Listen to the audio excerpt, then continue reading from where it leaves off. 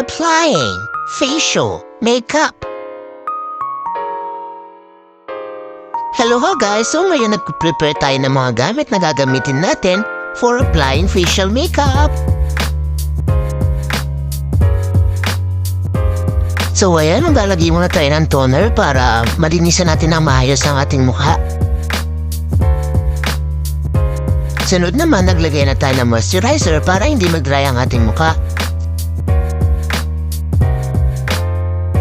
At syempre, hindi natin kakalimutan na maglagay na foundation. Naglagay na rin tayo ng concealer or eye cream para matakpan yung mga eye bags natin. Alam niyo naman, puyaters tayo. Kaya naglagay na rin tayo ng pressed powder para ma-set or ma-blend natin na maayos yung mga nilagay natin sa mukha natin.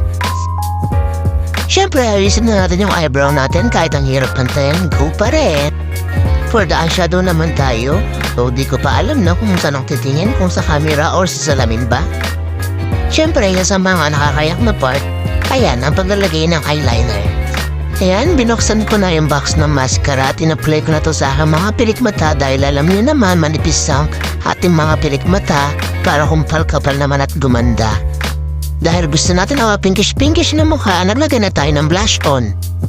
For the last, naglagay na ako ng lip tint at pinatungan ko ng lipstick para maging maganda yung combination ng kulay and all goods na. This is the final look at syempre naganda-ganda na si Madam.